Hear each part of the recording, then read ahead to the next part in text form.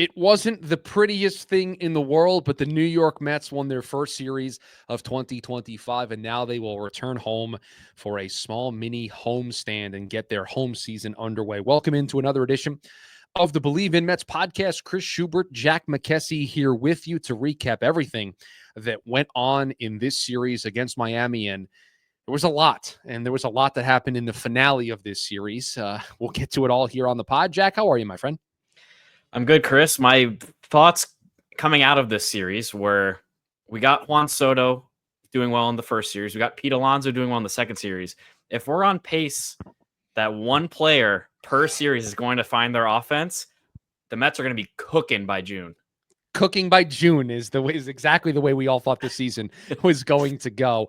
A weird series. But I'm okay with I'm okay with weird series where the Mets come out the victors, and I'm okay with weird series where maybe you don't play your best, but you still find a way to win. That's exactly what the New York Mets did. If you want to catch the video version of this podcast, a little cheap plug here at the beginning of the show, just search Jack McKessie's YouTube channel, McKessy, and you're definitely going to want to see the YouTube version of this episode because I am debuting. I got this surprise delivered to me last night from my parents who made their first trip to Port St. Lucie, Florida. I am modeling the Mets spring training hat with Mr. Met and his sunglasses on the video version of the show. I don't think I can take this hat off. I think I'm going to have to record every episode we ever do with this thing. I don't think I love a baseball hat as much as I love this spring training hat. It's beautiful. It looks just phenomenal, and I'm flying out to New York tonight to go to the Mets home opener, and I'm hoping that they have some of these spring training hats for me to get my hands on one for myself. So we're just going to be two dudes rocking the Mr. Met wearing sunglasses for the remainder of this podcast existence.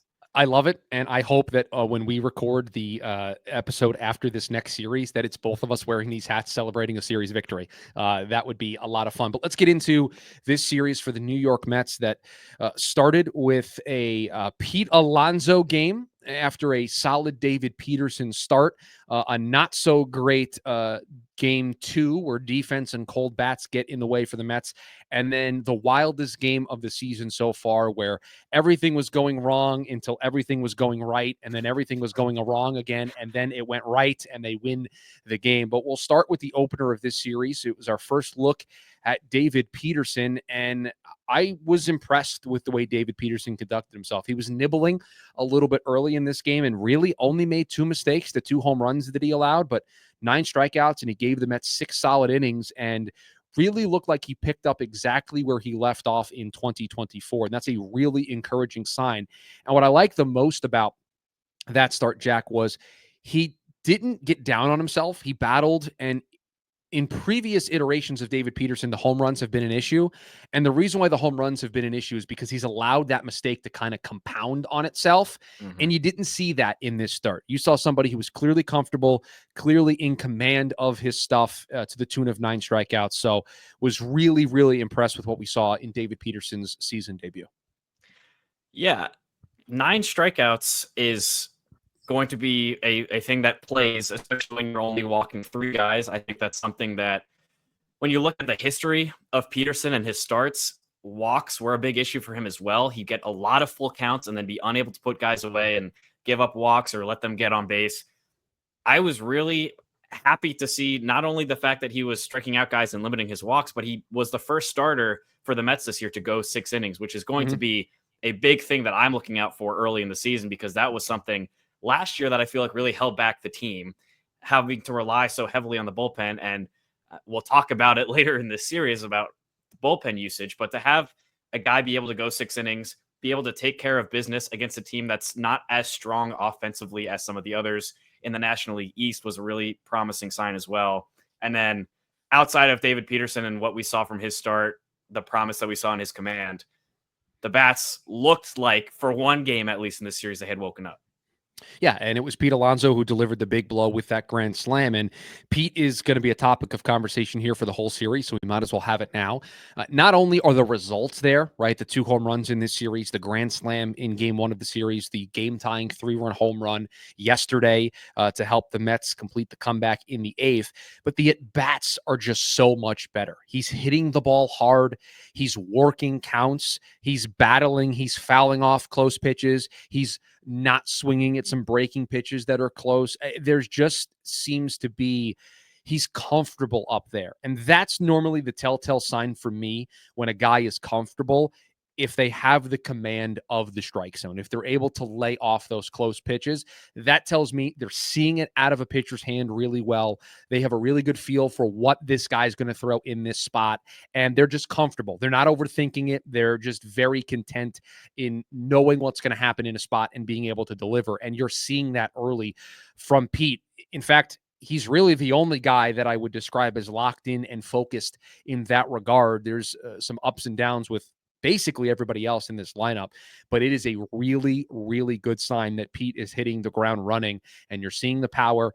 The home run that he hit in the series finale to tie the game in the 8th inning, it felt like the Milwaukee home run, the way that he reacted. Like he knew immediately that he got it, and he threw the bat basically the same way. I mean, it was just when you're locked in and you know like that a ball's getting out of the yard, you know a guy's on another level right now, and he's hitting his stride. And the Mets need it because other than Pete Alonso, Juan Soto struggled in the series. Lindor continues to struggle, although he picked up his first couple of hits. We're going to talk about Mark Vientos and his struggles. They don't have the consistency from the top part of this lineup. And when you don't have Francisco Alvarez, when you don't have Jeff McNeil, and you're already down a couple of the key guys in your lineup, you need the top guys to come through. And so far, they have not found that consistency. The thing that I've really liked to see from Alonso so far has been what you said about his understanding of the strike zone early in the season. Like he's able to lay off those down and away sliders that for years now we've seen him swing at. Obviously, there's still slip ups here and there, but he has started to take the approach of I'm going to wait for my pitch, and then when I get it, I'm going to rip it. And we saw that in the series finale, not to jump ahead again, but not a single batted ball by Pete Alonso in his 4 at-bats left the bat slower than 107 miles an hour.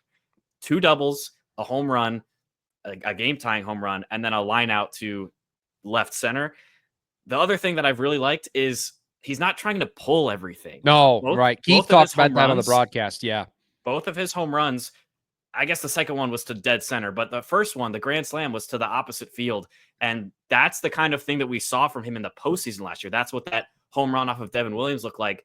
He's taking pitches, he's going with pitches when they're outside. He's letting his bat get extended and pushing the ball to the opposite field when he's able to. And I mean, the results speak for themselves, right? These 2 home runs, that is just a further demonstration of his understanding of the strike zone, knowing what pitches he can hit and drive. And if he's going to be hitting like that, I think I want to be able to walk back all of the comments I made this offseason when I talked about his regression from the past couple of years, because he just looks so much more like the 2019, 2021 Pete right now than he did in 2023 and 2024. And that's really promising. The only problem is, as good as his understanding of the strike zone has been, the opposite seems to be true for guys like Francisco Lindor and Mark Vientos, who you mentioned, Chris, are guys that the Mets need to step up if they're going to have the lineup success that we predicted they would have going into this season, because they did at the end of last year. But right now, those guys look lost. Yeah, and I think when we had the conversation about that spring training lineup that we thought was a preview of what the regular season lineup was going to look like, we were both critical of putting Pete in the 3 spot. And our reasoning for that was we just thought there was going to be way too much boom or bust potential with Pete, because over the last couple of years, he's been a pull happy home run or strikeout kind of hitter.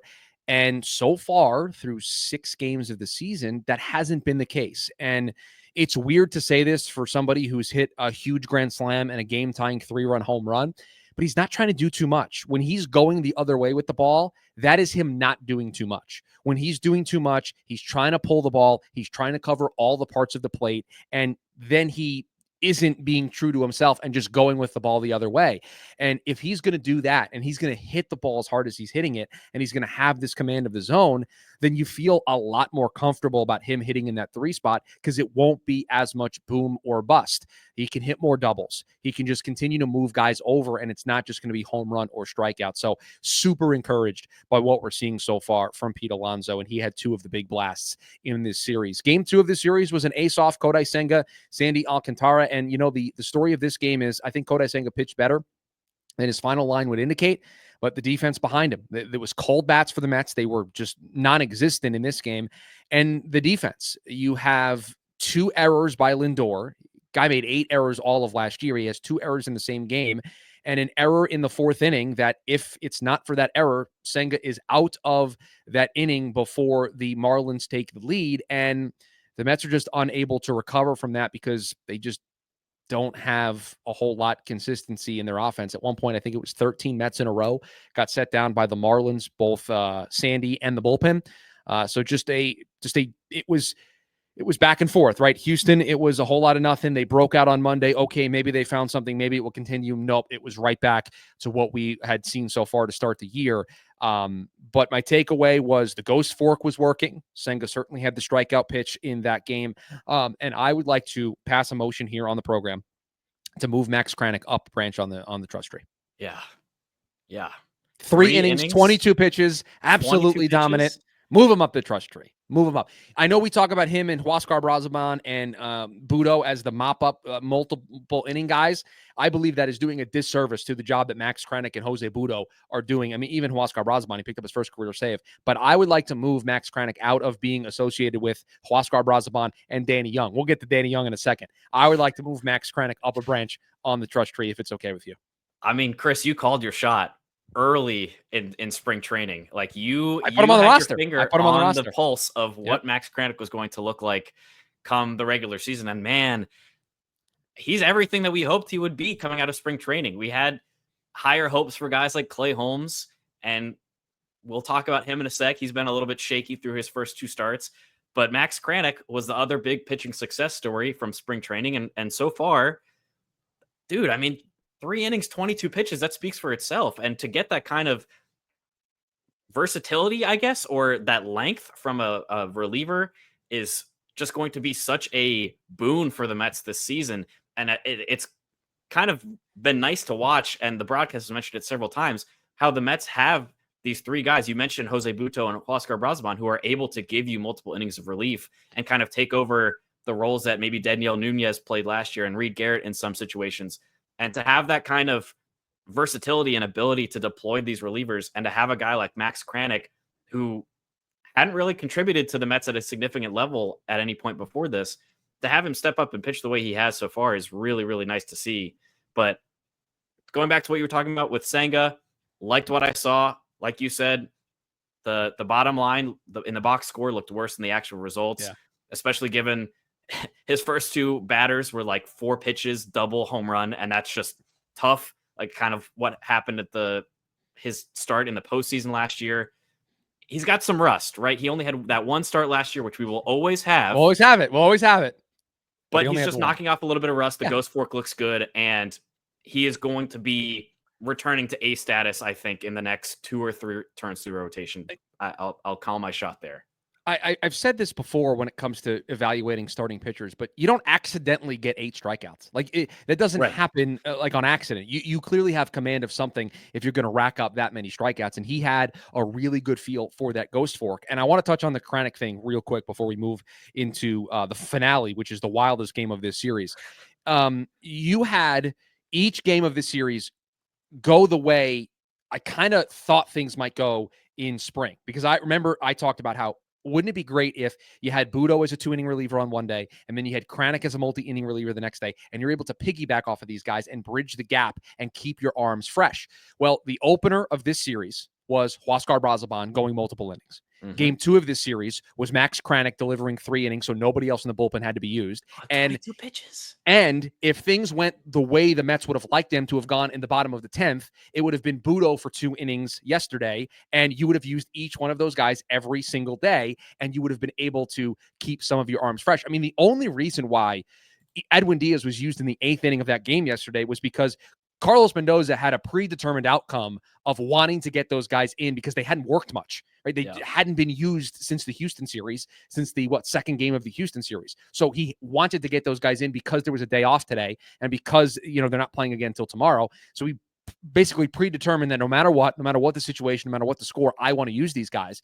If not for that, you would have been able to exactly use the 3 relievers the way that we thought that you could use them throughout the year. And Brazoban's been really good, picked up his first save in the finale. So this is a really cool wrinkle that this Mets bullpen has. And I don't know if many other teams in baseball have 3 guys that they trust in this way to be multi-inning relievers. It is a super useful tool to keep the Reed Garretts, the AJ Minters, the Ryan Staneks of the world. By the way, did you see Ryan Stanek yesterday graded out with the best stuff plus in all of the baseball games yesterday with that fastball? His fastball graded out the best. Things you love to see. That right there. To see on the trust tree. But it is the finale of this series that I think everybody is focusing on because a wild third game. It had everything.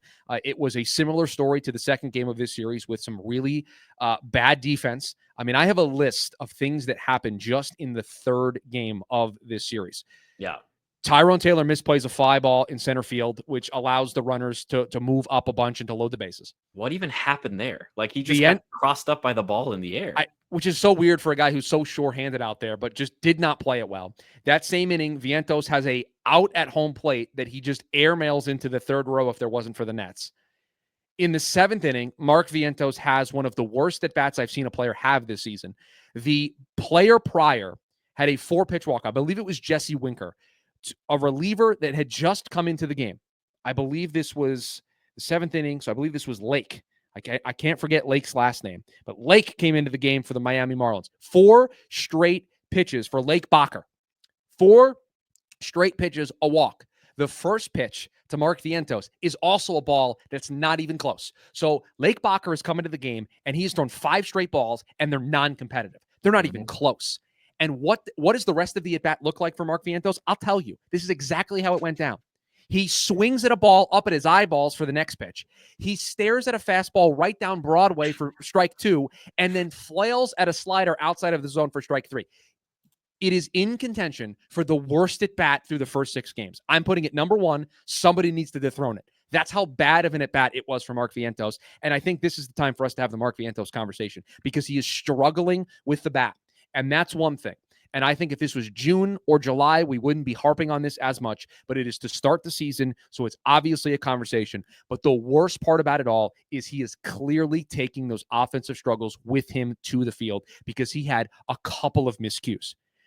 Thinking the ball was foul or not setting him up well in the bottom of the 7th to throw the ball home. I don't know. Gary was adamant that he thought the ball was foul. Keith disagreed and thought he was trying to throw it home. Whatever the case was, not a great play from Mark. Overthrew the ball earlier in the game. It was the day prior where he basically had an infield hit if he just doesn't gear down, and he gears down, and Lindor's got to take him aside after the game and talk to him about it. He's just in his own head, and I think he needs a day off. Like, you just need to give him a reset day, to give him a chance to just kind of, okay, I'm a big league hitter. I have this job. I'm the third baseman of the New York Mets. My job is not in jeopardy. I was a absolute behemoth in the postseason for this team. I just need to refocus. And I think you just need to give him a day because I expect Mark to break out of this. And when he breaks out of it, I think it's going to look silly, the numbers that he puts up. But you can tell this is how I know it goes beyond just the bat and he's taking it with him into the dugout because he's making these mistakes in the field that we didn't see him make last year. And he's not the most sure-handed defender, right? We know that's a knock on him, but he's making mistakes that we didn't see him make last year. And so I think a day off is definitely in his future because this is uncharacteristic for him. And you don't want this to spiral where he has a whole month where he's playing like this and he can't get his season back on track. Yeah, it's not just the fielding issues and the hitting woes that are clear. We saw some visible frustration from him. Yeah. I believe also in game 2, he flew out and slammed part of his helmet, I think, into the dugout. Something exploded into a bajillion pieces in the dugout when he slammed something. And look, it's okay to be frustrated. You've had a rough start to the season, some tough batted ball luck as well. Like he has had some hits that were well struck, but to have this carry from game to game, from at bat to at bat, from inning to inning out in the field, it's not a good look for a player that we saw break out, and we thought maybe he could have some struggles as a sophomore, kind of that sophomore slump once pitchers figure you out. But he hasn't fully established himself yet, and to be kind of letting that stuff get to him is the youth on him is apparent. And I agree with you, Chris. I think a day off would have benefited. I think it would have been nice to have him maybe sit out yesterday's game, the season or the series finale against the Marlins. 0 for 5 with 2 strikeouts, those 2 missed plays in the field. I don't know if it's going to happen because they had the off day today. They have the home opener tomorrow on Friday. I don't know if how much longer this is going to last before things can be changed. And to be clear, the Mets have the depth to let that happen. They have Brett Beatty already on the roster to play third base. They have Luis Angel Acuna to fill in at second base if they move Beatty over. So the struggles are tough, but Here's it's what I a would really say. long season, and there's no reason to panic on Vientos right now. I can very much make the case it's the home opener. He was a big part of last year. You want him in that first lineup at home, and I can understand that.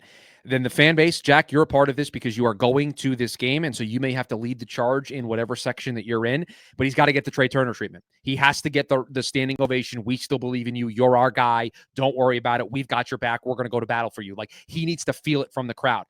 These games have been on the road, and so that's probably making it even worse. He needs to get a warm reception when he gets introduced on Friday night, and at that first plate appearance, give him that standing ovation because he was a key part of them being able to make that run, and you want to support him. But to me, the reason why he needs a day off, that 7th inning at bat, that's not a guy that's locked in right now. That's a guy that's really overthinking it when he's stepping into the box. 5 straight balls that aren't even close. We're swinging at a ball at our eyeballs. We're taking a pitch right down the middle. Like, we're all over the place. We are not locked in at the plate. And so a day off may be in his future.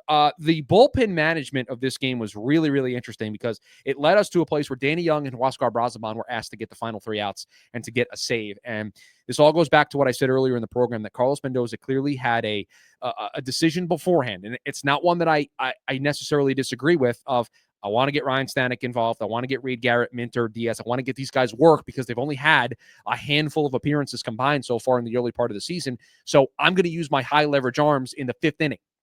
I'm going to go to Reed Garrett with 2 outs in the 5th to try to get the last out and have Reed pitch the 6th.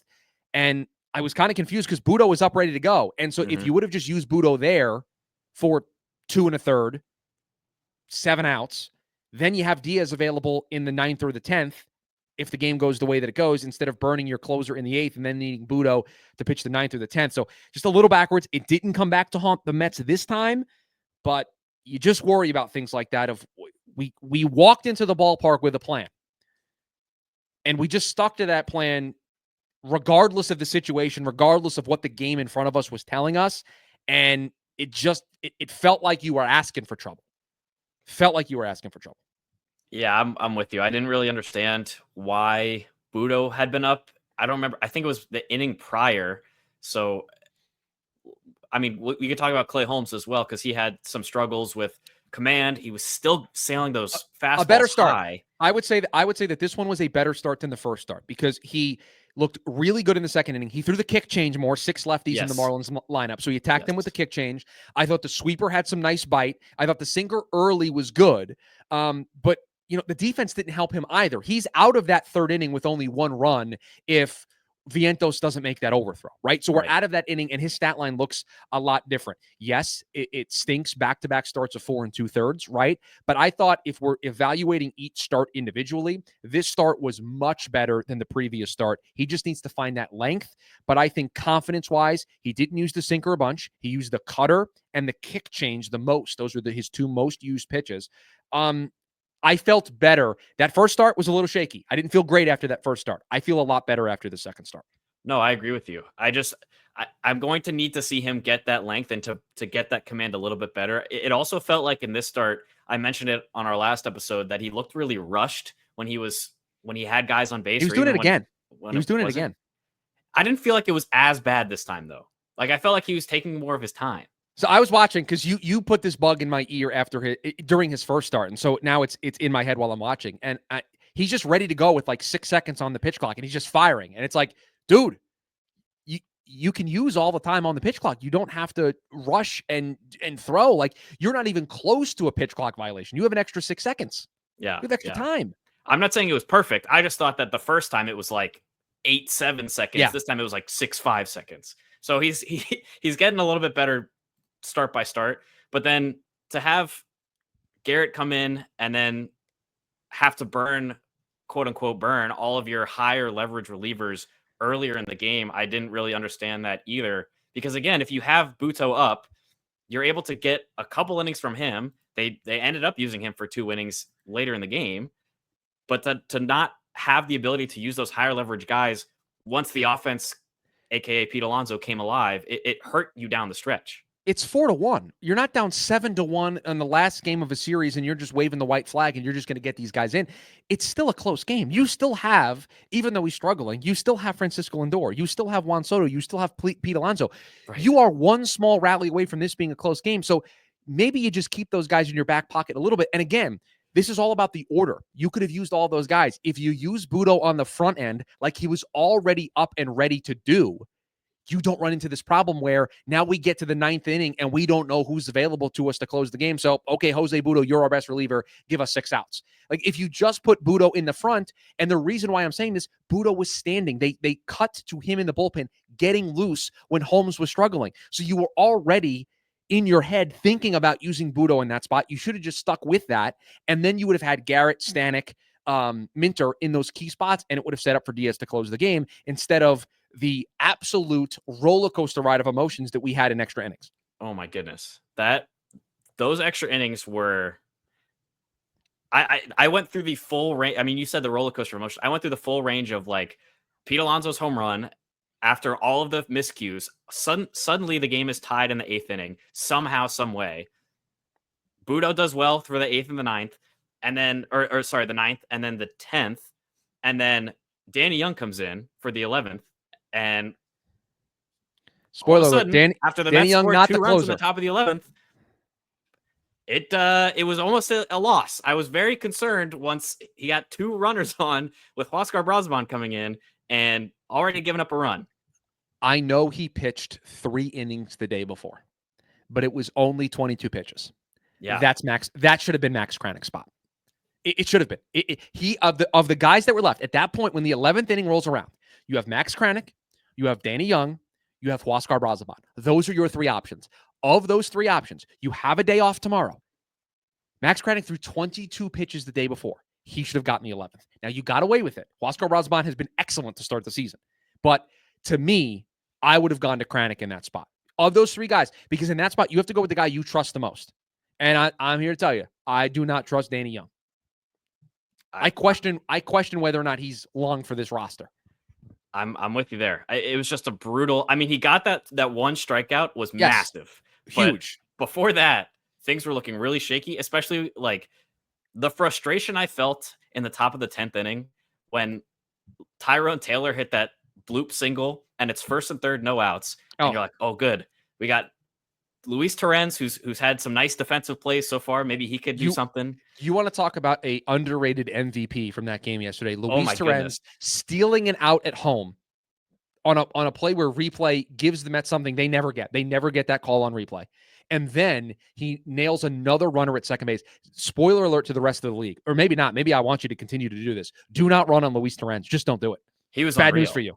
And so I thought, top of the 10th starts, Luis Torrens is due up second. And I figured after that defensive mastery that he was going to come through somehow and steal Pete Alonso's MVP crown from the game. Didn't end up happening. Whatever. You still got Francisco Lindor and Juan Soto coming up with 1st and 3rd and 1 out. And those guys couldn't move Luis Angel Acuna, who is among the fastest players on the team, 90 feet for a go-ahead run.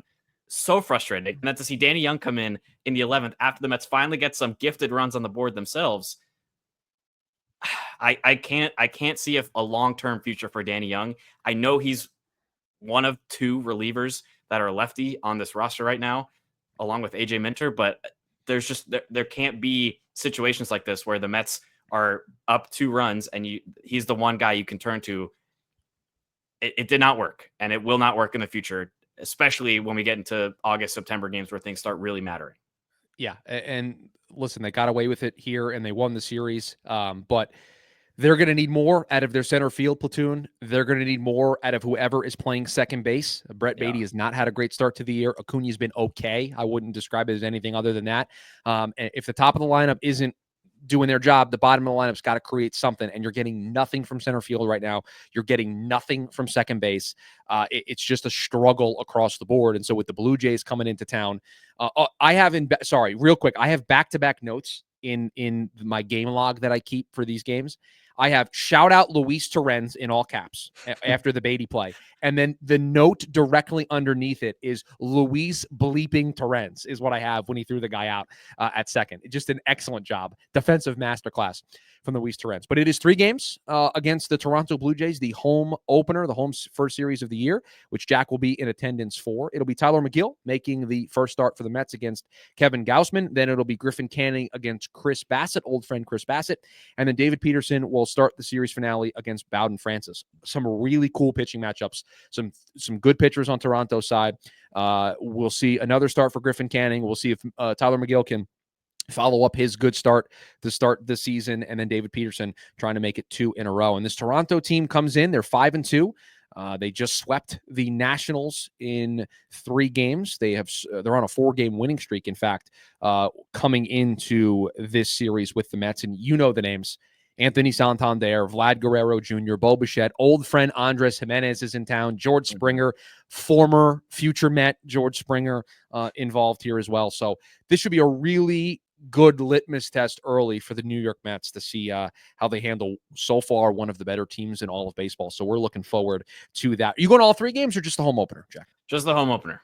Okay, I got work. I got to fly back the day after, but I'll be there for game 1. So you'll be there for Tyler McGill to make the first Mets start at home at Citi Field. He is inevitable, Chris. He is inevitable. 25. We are back. Probably. Go ahead. We have to mention one more thing. Okay. Sean Manaea had a setback in his recovery, so he won't be pitching for 2 weeks. I was going to try to not mention that, but yes, you are right. We do need to mention and that's the news. why Tyler McGill is pitching this home opener. I don't know if we would have seen Manaea regardless, but that was unfortunate news to come out of the first 2 series. We're going to have to wait a little bit longer to see our ace, Sean Manaea. Memorial Day, beginning of June, probably when we'll see Sean Manaea. So hopefully the Mets pitching. The pitching overall has been solid. It's been solid enough for the Mets to win. Like, their offense just has to be better than what we have seen in the early part of this season. But yeah, a setback for Sean Manaea. And hopefully the Mets continue to play decent enough to allow them to take their time with Sean Manaea and to not rush him back. We are back probably Sunday night, if not Monday morning, to recap everything that went on here in Mets land with this series against the Toronto Blue Jays. In the meantime, please rate, review, subscribe to the podcast, share the show with your Mets fans, friends, family, loved ones. Continue to spread the word about the Bleav in Mets podcast. If you want to catch the video version of the show, just search Jack McKessy, McKessy on YouTube, and you can see the video version of the program and the fancy spring training cap for the New York Mets that I am modeling here on the program. But that's going to do it for us here on this edition of the show. We are back after a series with the Toronto Blue Jays, the first home series of the year, hopefully another series win for the New York Mets. We'll be back to break it all down later on this weekend. But in the meantime, everybody have a good one. And as always, let's go Mets. Let's go Mets.